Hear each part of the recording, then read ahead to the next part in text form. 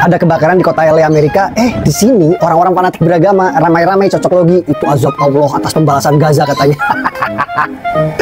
Inilah kenapa beragama itu nggak boleh fanatik ya guys. Karena itu bisa membuatmu bodoh seperti hewan, tidak punya rasa kemanusiaan. Kenapa saya bilang itu bodoh? Kalau Allah pengen membalas Gaza, ya kenapa nggak kirim bola api ratakan Israel yang jelas-jelas pelakunya? Lalu kenapa Allah tidak membakar Israel untuk membalas Gaza? Ya mungkin karena di mata Allah yang salah itu Gaza dan yang benar itu Israel. Di tengah musibah yang terjadi kebakaran hebat di California ini, berbagai postingan, berbagai komen-komen dari netizen, baik yang positif, tapi ternyata jauh lebih banyak yang negatif. Berbagai komen dan judul postingan di sosial media sebagai tanggapan atas bencana kebakaran di California. Ada yang posting ini merupakan hukuman Tuhan atas ancaman Trump terhadap Hamas. Jika tidak menyerahkan tawanan, maka Hamas akan di bumi hanguskan. Lalu juga ada yang memposting murka Tuhan atas Amerika karena Amerika mendukung Israel. Dan ini merupakan balasan hajaran Tuhan, murka Tuhan atas Palestina, atas Lebanon, atas Suriah, dan juga sebagainya.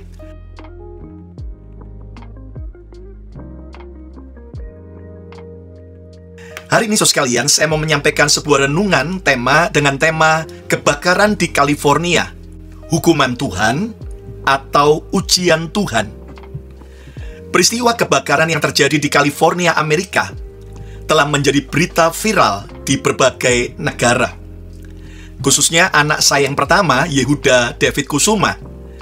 Dia sedang menyelesaikan program masternya atau S2 di Fuller University yang ada di kota Pasadena, California.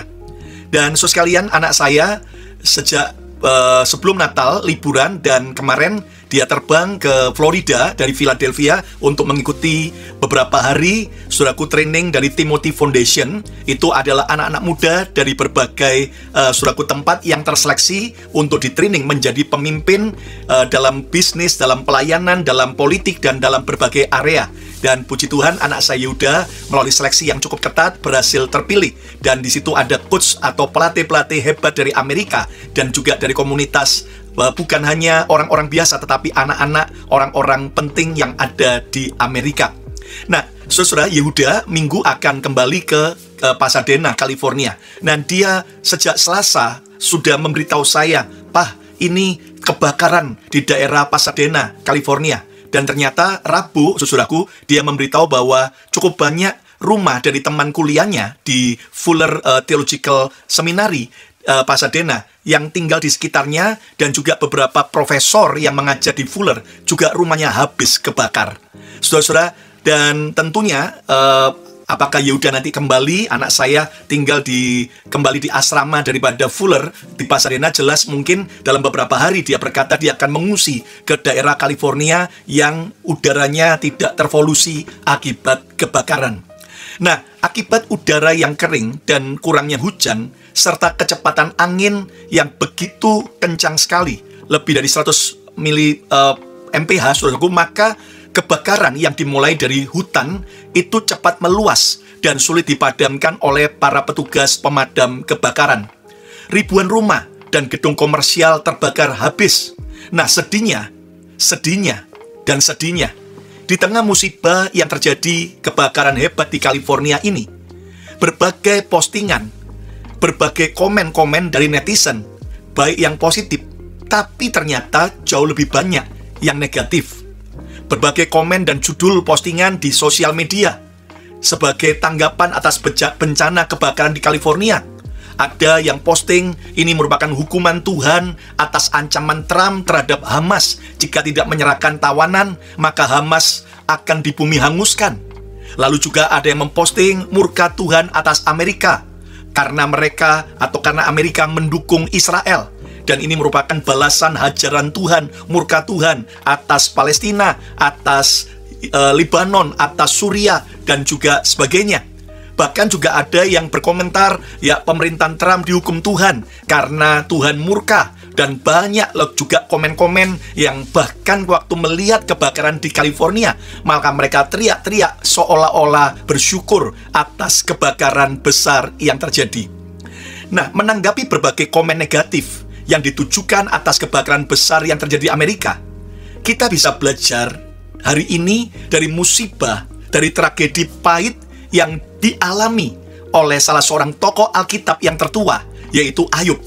Di dalam Alkitab, yang Ayub adalah seorang yang benar, saleh, hidup beribadah, suka berkorban, suka menolong. Tetapi saudara sekalian, Ayub itu mengalami musibah, di mana dalam waktu sekejap, semua hartanya, ternaknya, itu habis ludes.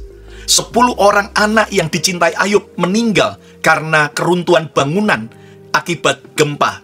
Ayub juga akhirnya sakit dari ujung rambut ke kepala sampai kaki. Bahkan istri Ayub tidak mendukung, tidak mensupport kondisi Ayub yang berat. Nah, di saat Ayub mengalami semua penderitaan itu, datanglah 3 orang sahabat Ayub yang bisa memberikan pelajaran penting bagi setiap kita. Mengapa? Karena 3 orang sahabat Ayub ini, saudaraku, akhirnya datang.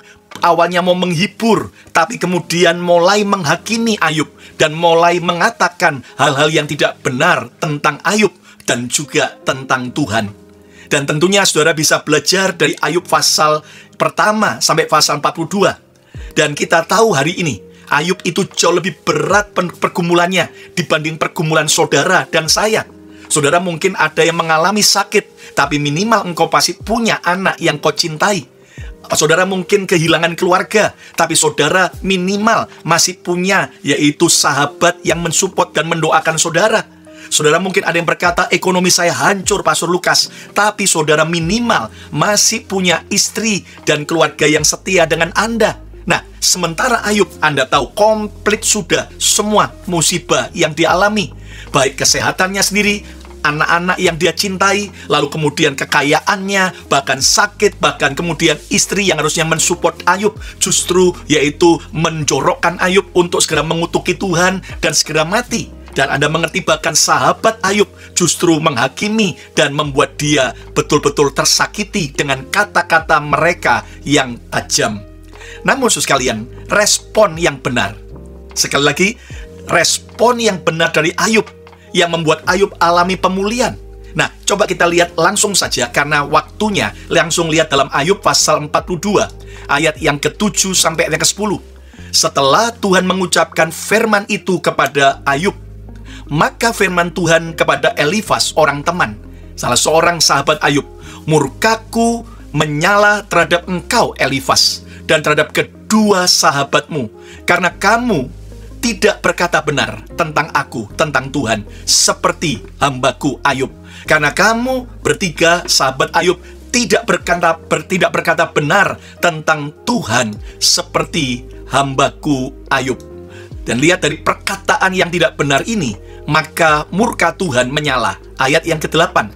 Oleh sebab itu ambillah 7 ekor lembu jantan dan 7 ekor domba jantan, dan pergilah kepada hambaku Ayub. Lalu persembahkanlah semuanya itu sebagai korban bakaran untuk dirimu. Dan baiklah hambaku Ayub meminta doa untuk kamu. Baiklah hambaku Ayub meminta doa untuk kamu, karena hanya permintaannya lah yang akan ku terima. Hanya permintaan Ayublah yang akan Tuhan terima untuk ketiga sahabatnya diampuni Tuhan, supaya aku tidak melakukan aniaya terhadap kamu, sebab kamu tidak berkata benar tentang aku seperti hambaku Ayub. Diulang lagi, karena mereka 3 sahabat Ayub, saudaraku, tidak berkata benar tentang Tuhan seperti hambaku Ayub. Ayat yang ke-9 dikatakan, maka pergilah Elifas orang teman, Bildad orang Sua, dan Sofar orang Naamah. Elifas, Bildad, dan Sofar, lalu mereka melakukan seperti apa yang difirmankan Tuhan kepada mereka. Dan Tuhan menerima permintaan Ayub. Tuhan menerima, Tuhan menjawab, mendengar doa permintaan Ayub. Dan akibatnya ayat yang 10, lalu Tuhan memulihkan keadaan Ayub. Aneh ya, yang didoakan siapa? Elifas, Bildad, dan Sofar, 3 sahabat Ayub, supaya dimintakan ampun. Tapi yang dipulihkan siapa? Tuhan memulihkan keadaan Ayub setelah Ayub meminta doa untuk sahabat-sahabatnya yang telah menghakiminya, yang telah menyakitinya dengan perkataan tuduhan-tuduhan yang salah. Dan lihat, dan Tuhan memberikan kepada Ayub 2 kali lipat dari segala kepunyaannya dahulu. Kekasih Tuhan, peristiwa klasik di Alkitab yang memberi pelajaran berharga buat kita saat kita sendiri sedang mengalami musibah atau saat kita lihat orang lain, termasuk kebakaran di California. Nah, kekasih Tuhan, ayo kita belajar hari ini supaya saudara dan saya hidup makin cerdas, makin bijak, dan makin dewasa di dalam Tuhan. Ayo yang mau coba ketik katakan, saya mau makin dewasa. Saya mau makin dewasa, ya. Ingat bahwa menjadi tua itu pasti. Tambah hari, tambah tua tiap hari. Nggak usah didoakan, nggak usah minta, tapi memang tambah tua. Tetapi menjadi dewasa itu adalah pilihan dan keputusan kita sendiri. Jadi hari ini, saudaraku, kita belajar. Kalau saudara sedang di posisi Ayub, engkau sedang lewati mungkin masa-masa sulit, engkau sedang ada di titik terendah Anda. Mungkin Anda sedang lewati kesulitan ekonomi, mungkin hutang yang banyak, kerjaan yang berantakan, atau Anda sedang lewati masalah kesehatan, atau Anda sedang lewati masalah keluarga, masalah pelayanan yang mengecewakan, atau pelayanan apapun, atau masalah apapun. Dengar baik-baik. Saudara, kalau Tuhan bisa pulihkan Ayub saat Ayub berespon benar, Tuhan Yesus yang sama bisa pulihkan saya dan saudara. Yang setuju katakan, Tuhan bisa pulihkan saya. Nah, kalau saudara dan saya ada di posisi seperti 3 orang sahabat Ayub, mari kita belajar jangan sampai kita salah berbicara, salah berkomentar, salah mengambil kesimpulan, sehingga akibatnya Tuhan marah, murka sama kita. Dan untung, saudaraku, Tuhan mengampuni kesalahan, yaitu 3 sahabat Ayub, ketika Ayub berdoa meminta ampun kepada Tuhan atas 3 orang sahabatnya. Kalau kita, saudaraku, melakukan hal yang salah, ayo segera minta ampun sama Tuhan. Datang bahkan dengan orang-orang yang pernah kita lukai, yang pernah kita musuhi, kita berdamai, dan kita minta mereka mendoakan supaya berkat Tuhan mengalir. Nah, kembali kepada kebakaran di California, kita bisa belajar ketika kita melihat musibah itu terjadi. Jangan kemudian kita dengan sembarangan berkomentar, apalagi membuat postingan di YouTube, postingan di Instagram yang mengatakan ini adalah hukuman Tuhan atas Amerika akibat Amerika mendukung Israel. Ini adalah yaitu karma dari Gaza dan sebagainya. Nah, mari kita belajar supaya kita tidak salah.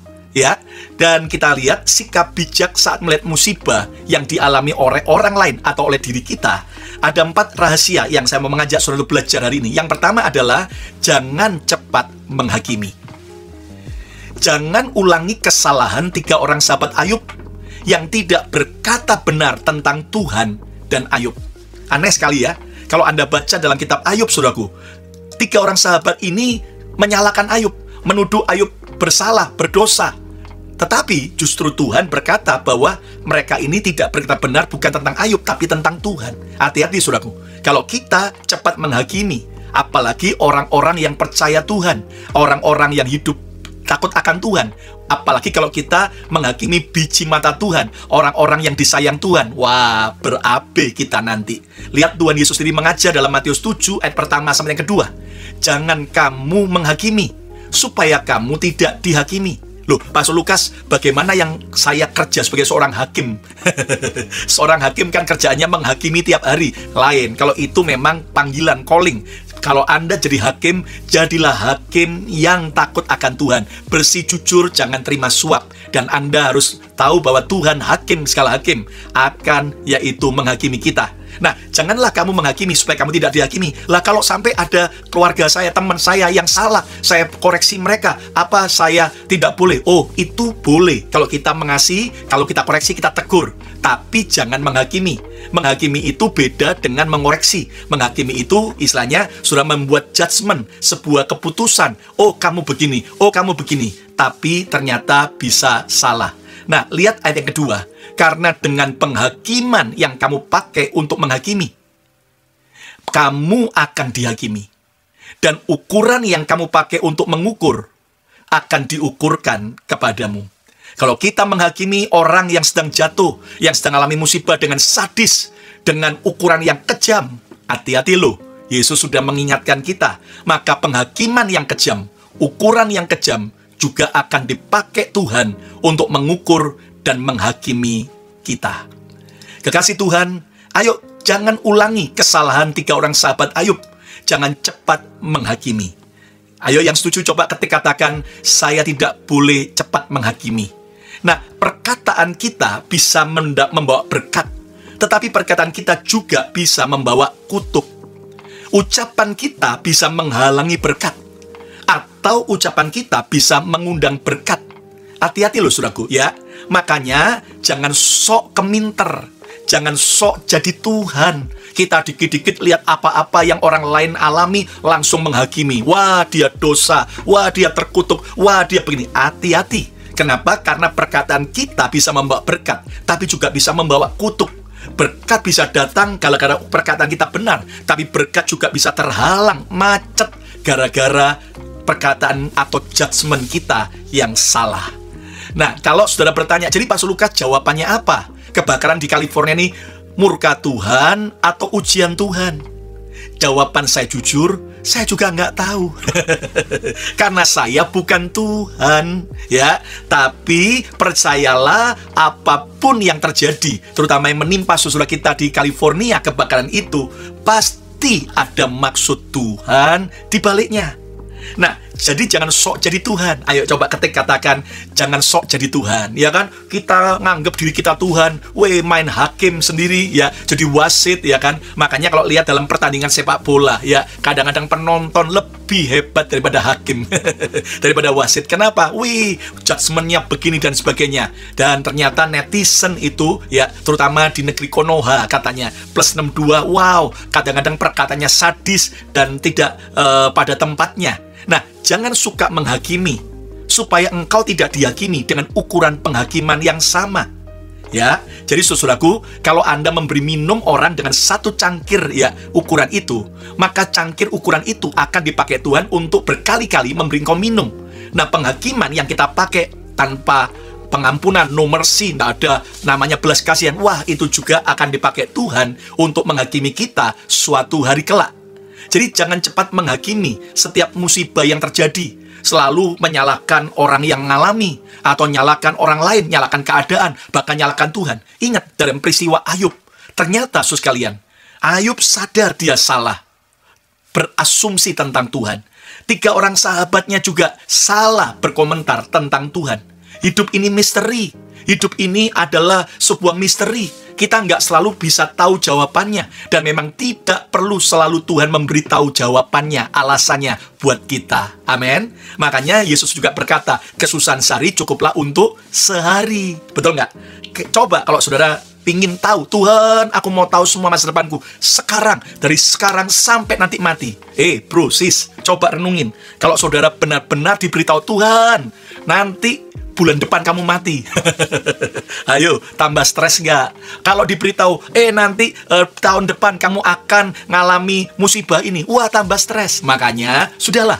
Jangan cepat mengambil keputusan, jangan cepat menyimpulkan apa yang sedang terjadi. Pokoknya kita tetap percaya. Seperti tadi pujian Pastor Michael Panjaitan, walaupun yang kulihat tak baik, namun engkau tetap Tuhan yang baik. Ayo yang setuju katakan, Yesus baik selama-lamanya. Amin. Yang kedua, sikap bijak saat melihat musibah yang kita alami maupun yang orang lain alami adalah bantu dan doakan mereka yang sedang berkesusahan. Ayub yang sedang susah justru dipakai Tuhan untuk berdoa, minta ampun kepada Tuhan atas kesalahan 3 orang sahabatnya di hadapan Tuhan. Saya waktu baca ini dan renungkan, istilah saya, kenapa ya Tuhan itu hanya mau mengampuni 3 sahabat Ayub jika Ayub yang berdoa? Kenapa 3 orang sahabatnya waktu berdoa minta ampun sama Tuhan nggak Tuhan ampuni? Menurut saya, Tuhan itu buat gara-gara. Tuhan sedang mau mempermalukan 3 orang sahabat Ayub.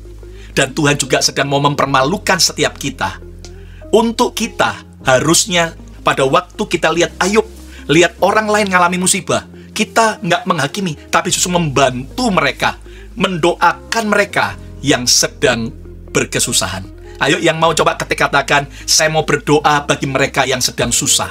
Lihat di dalam Ayub pasal yang ke-42, ayat yang ke-9 sampai 10. Maka pergilah Elifas orang teman Bildad orang Sua dan Sofar orang Naamah, 3 sahabat Ayub. Lalu mereka melakukan seperti yang difirmankan Tuhan kepada mereka.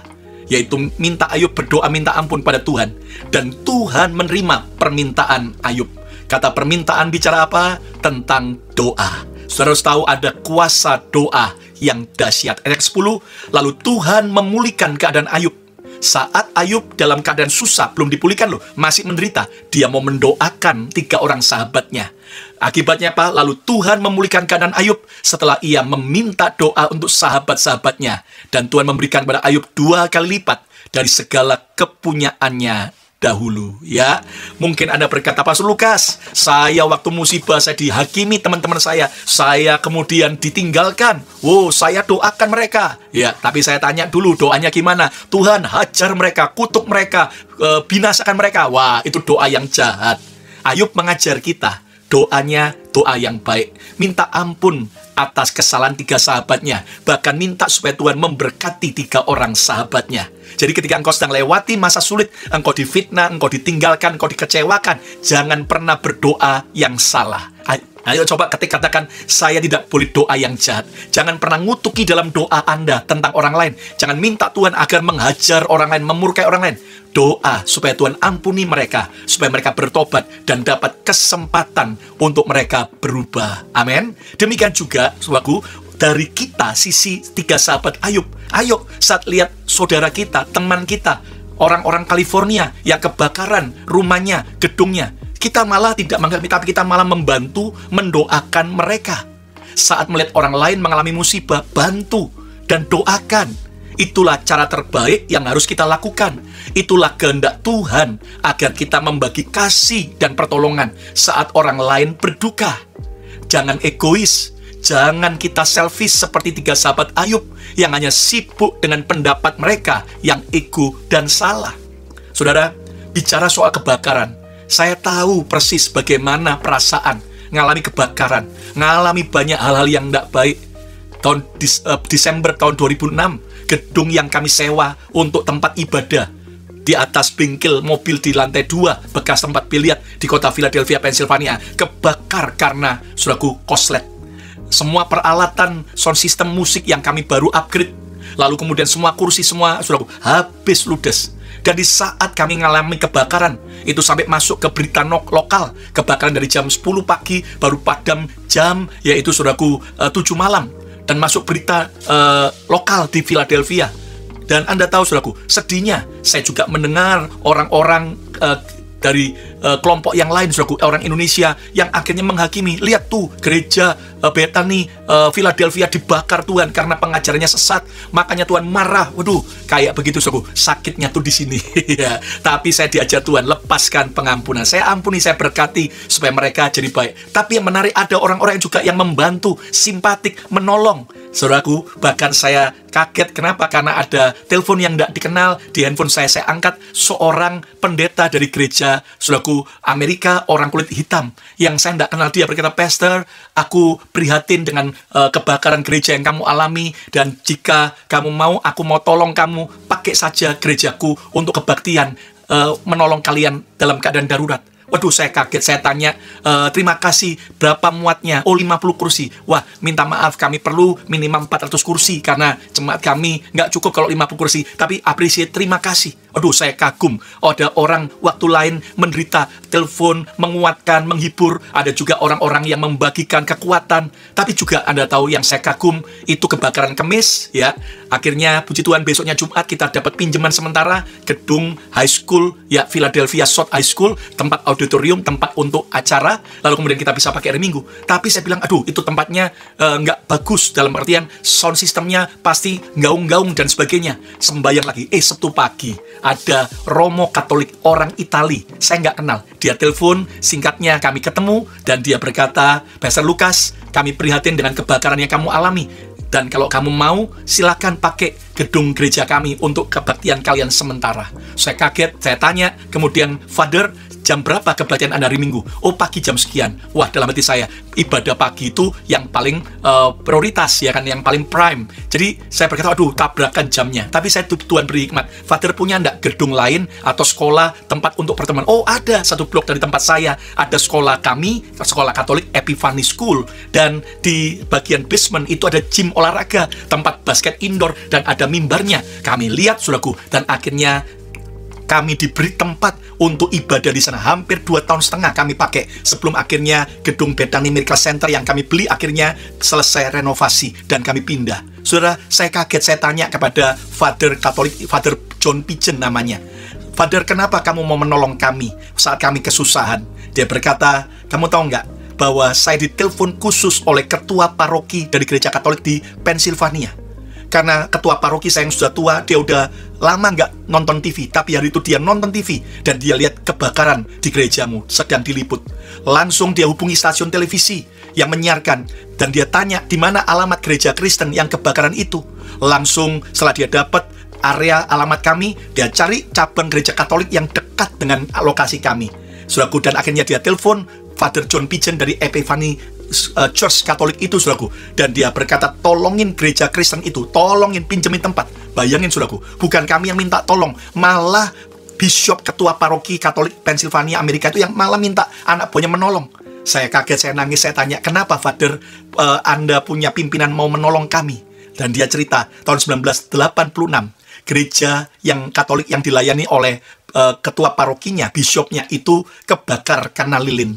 Dan ketika gereja Katolik itu kebakar, maka ada gereja Kristen lain yang mau pinjamin tempat untuk gereja Katolik itu sementara ibadah. Saya nangis, tahun 1986 ada gereja Kristen menolong gereja Katolik. Tapi tahun 2006 Tuhan bisa pakai gereja Katolik menolong kami gereja Kristen. Saudara, betapa indahnya jika kita saling tolong-menolong, saling memberkati, saling memperhatikan, bukan saling menghakimi. Ayo yang setuju coba ketika katakan indahnya saling menolong dan mendoakan. Jadi, saudaraku, sikap yang kedua adalah bantu dan doakan mereka yang sedang berkesusahan. Jangan banyak kemudian kita menghakimi, jangan banyak komentar, jangan banyak cincong. Minimal doakan. Kalau Anda nggak bisa bantu dana, ya doakan. Ayo coba ketika katakan doa besar kuasanya. Ya. Yang ketiga, sikap bijak saat melihat musibah, percayalah Tuhan sedang mendidik dan mendewasakan kita melalui masalah. Ayub jadi semakin mengenal Tuhan, semakin kenal Tuhan setelah melewati masalah. Ayub jadi pengampun setelah ia berdoa minta pengampunan bagi 3 orang sahabatnya. Percayalah selalu ada pelajaran berharga di balik setiap masalah. Ayo coba ketika katakan ada pelajaran di balik setiap masalah. Lihat Daud berkata dalam Mazmur 119 ayat 71. Dia berkata bahwa aku tertindas itu baik bagiku. Kalau aku tertindas karena masalah, ada orang jahat karena musibah, itu baik bagiku. Wah, ini kan kalimat yang tidak masuk nalar logika kita. Tapi apa? Supaya aku belajar ketetapanmu. Daud sadar, kalau aku alami tindasan, orang-orang yang jahat, musibah, keadaan masalah yang berat, itu baik bagiku. Kenapa? Karena di situ aku bisa belajar rencana Tuhan, ketetapan Tuhan. Ada pembelajaran penting yang terselubung di balik setiap musibah, masalah yang terjadi. Ayo, yang percaya, coba ketika katakan, selalu ada pembelajaran penting bagiku. Ya, bahkan dalam Mazmur pasal yang ke-119 ayat yang ke-67, Daud berkata, sebelum aku tertindas, aku menyimpang. Sebelum aku mengalami pergumulan, sebelum aku mengalami tekanan, aku menyimpang. Aku jauh dari Tuhan, aku menyimpang dari kehendak Tuhan. Tetapi sekarang, kapan? Setelah Daud mengalami banyak masalah, setelah Daud mengalami begitu banyak tekanan, baik dari mertuanya, Saul, baik dari anaknya, Absalom yang kudeta, baik dari orang-orang musuh-musuhnya. Tetapi sekarang, aku berpegang pada janjimu. Keren sekali. Justru kita bisa makin hidup benar, tidak menyimpang, tidak jauh dari Tuhan saat kita lewati masa-masa penindasan. Ya, tapi pesan saya, jangan cuma waktu menderita Anda dekat Tuhan, cinta Tuhan, rajin ke gereja. Tapi setelah Anda enak, setelah Anda dimuliakan, ngalami masa keberkat, tetaplah setia pada Tuhan. Nah, pelajaran penting melalui peristiwa kebakaran di California yang kita bisa tangkap. Tidak ada yang kekal di dunia ini. Betul? Tidak ada yang kekal di dunia ini. Harta kekayaan, rumah yang mewah. Bayangin, rumah daripada artis-artis juga banyak yang kena habis, ya kan? Rumah Paris Hilton, rumah Tom Hanks, ya kan? Bahkan jabatan, bahkan orang-orang yang kita cintai bisa datang dan pergi. Mungkin Anda bertanya, rumah Pastor Lukas di sana? Oh, saya belum punya rumah di sana. Doain ya. Nah, pelajarannya tidak ada yang kekal di dunia ini. Makanya jangan songong, jangan sombong, ya kan? Saudara, bahkan Anda jangan cinta dunia, ya. Kita harus cinta Tuhan lebih daripada semua yang ada di dunia. Bahkan kita bisa belajar pelajaran penting melalui kebakaran di California. Penggenapan nubuatan Alkitab tentang akhir zaman terus dan sedang digenapi. Contohnya selain perang, terdengar deru perang, tapi juga gempa dan bencana, bahkan krisis kelaparan akan terjadi. Kita juga bisa belajar agar terus berjaga-jaga. Berarti kedatangan Yesus kembali yang kedua sudah semakin dekat. Ayo yang setuju coba ketik katakan, ada pembelajaran berharga dari Tuhan. Yang keempat, yang terakhir, sikap benar saat kita mengalami musibah atau saat orang lain yang mengalami musibah. Terus koreksi dan benahi hidupmu. Sebelum Ayub mendoakan 3 sahabatnya, ternyata Ayub lebih dulu mengoreksi hidupnya, membenahi hidupnya, dan dia minta ampun kepada Tuhan, serta Ayub mencabut perkataannya, tuduhan yang salah tentang Tuhan. Sebagai yang terakhir, coba kita lihat Ayub 42 ayat 5-6. Ini sebelum Ayub berdoa bagi sahabat-sahabatnya. Ayub berkata kepada Tuhan secara pribadi, hanya dari kata orang saja aku mendengar tentang Engkau Tuhan. Tetapi sekarang, kapan? Setelah lewati masa musibah. Tetapi sekarang, mataku sendiri memandang Engkau. Percayalah, ada sebuah rencana Tuhan yang baik, agar kita makin erat, intim, dan kenal Tuhan lewati semua masalah. Dan yang keenam, oleh sebab itu, aku, Ayub, mencabut perkataanku, dan dengan menyesal, aku duduk dalam debu dan abu. Aku mencabut perkataanku. Tuhan, aku sudah salah menuduh Tuhan kejam. Aku cabut tuduhanku yang salah tentang Tuhan. Dan aku menyesal, aku duduk dalam debu dan abu. Itu lambang pertobatan dan pemulihan diri. Ayub mau dikoreksi. Ayub mau koreksi diri. Ayub mau dibenahi. Ayub mau membenahi diri. Inilah respon yang benar saat kita mengalami atau lihat orang lain mengalami musibah. Terus koreksi dan benahi hidupmu. Minimal kita belajar, oh iya, berarti ketika keadaanku, seandainya seperti orang di California, aku harus waspada, hati-hati. Nah, inilah yang membuat Ayub akhirnya dipulihkan Tuhan secara ajaib. Doa saya, setiap saudara mengalami masa sulit, ataupun lihat orang lain mengalami masa sulit, kita harus koreksi diri. Kita berefleksi diri. Wah, kalau ada orang lain cerai, wah, mungkin gara-gara kita tahu suaminya sangat semena-mena, atau gara-gara istrinya, atau gara-gara apa-apa, maka kita koreksi diri, perbaiki diri, bukan sibuk menghakimi. Saat kita lihat ada hamba Tuhan jatuh, jangan sibuk menghakimi, tapi kita coba sibuk, waduh, ternyata hamba Tuhan itu hanya sibuk pelayanan, tapi tidak punya waktu buat keluarga, tidak punya waktu untuk, yaitu berdiam di kaki Tuhan. Maka kita refleksikan, kita perbaiki hidup kita. Oh, hamba Tuhan itu sakit, oh, gara-gara dia terlalu capek, kurang waktu istirahat, maka kita mulai benahi prioritas waktu kita. Nah, apapun yang kita lihat, apapun yang kita alami, maupun yang orang lain alami, kita bisa belajar koreksi diri. Ayo yang mau katakan, saya mau terus memperbaiki hidup saya. Saya mau terus memperbaiki hidup saya. Kesimpulannya, saudaraku, kebakaran di California, apakah hukuman Tuhan atau ujian Tuhan? Belajarlah bijak menanggapi musibah yang terjadi, baik yang kita alami maupun yang orang lain alami. Sikap bijak melihat musibah yang kita belajar ada 4. Yang pertama, jangan cepat menghakimi, supaya ukuran penghakiman kita tidak dipakai Tuhan untuk menghakimi kita. Yang kedua, bantu dan doakan mereka yang sedang berkesusahan. Ayo, minimal kalau Anda nggak bisa membantu, mendoakan. Dan yang ketiga, percayalah Tuhan sedang mendidik dan mendewasakan kita melalui berbagai masalah. Saya percaya Amerika sedang dididik dan didewasakan Tuhan untuk lebih sungguh-sungguh lagi kepada Tuhan Yesus. Dan kita doakan nanti 20 Januari saat Donald Trump dilantik, biar Amerika kembali kepada Yesus. Dan yang keempat, terus koreksi dan benahi hidupmu. Jangan sibuk menghakimi, jangan mengeraskan hati, tapi kita mau merefleksi diri, membenahi dan belajar bertobat lebih baik daripada hari kemarin. Jadilah edisi yang lebih baik hari ini daripada edisi kita yang kemarin. Yang setuju, ayo coba ketik katakan, saya mau hidup benar di hadapan Tuhan. Hari ini, apapun yang sedang kau lewati, baik keadaan suka maupun duka, Tuhan tetap cinta saudara dan saya.